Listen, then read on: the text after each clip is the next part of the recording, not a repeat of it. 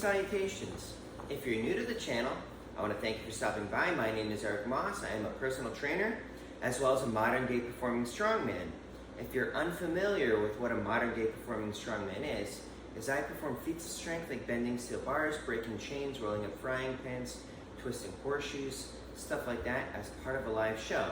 Sort of like a modern day version of like Alexander Zass and the Mighty Atom and the sort of things that they did way back in the day. Now, being a personal trainer as well as a modern day performing strongman gives me sort of a unique take on things when it comes to training. So I had started a YouTube series where I would talk about training and answer people's questions with their own custom video where I would give my opinion on things. So this one comes from Maya, and I had answered a question that he I responded to a comment that he left on my channel, but it was like a three-part question, so I wanted to string it out over the series of a couple videos. So he says, the story you mentioned of the hip throw, this was in a previous video that I had where I was talking about isometrics. I also do martial arts, Brazilian Jiu-Jitsu, and have the belt and gi. Perhaps I could use those. Pull and push against the cloth, or maybe put my legs on it while I hold the ends with my hands, then squat and pull at the same time. So thank you again for asking your question and leaving a comment on my YouTube channel, which helps the algorithm. So I think it's awesome that you're doing Brazilian Jiu-Jitsu.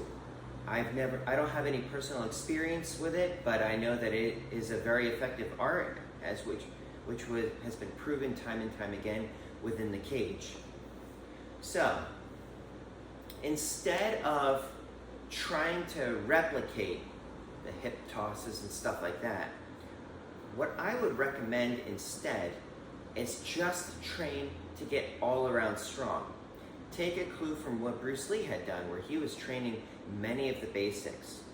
Because when it comes to training when it comes to training for sport, at least with my take, is when people come to me to help train them for a sport, it doesn't even really matter that much what the sport is my job as their strength and conditioning coach is quite simply to get them strong and in better condition.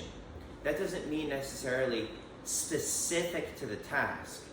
What I recommend doing instead is train your general strength and then practice your art separate. Because when it comes to trying to replicate the movements of your sport, there's a lot of like neural coordination and timing of the various muscles that are going to kick on when. And trying to replicate it can actually throw off the neural programs associated with it. So, in terms of just getting strong, stick to the basics, practice your art, get as strong as you possibly can in the basics, practice the technique of your art.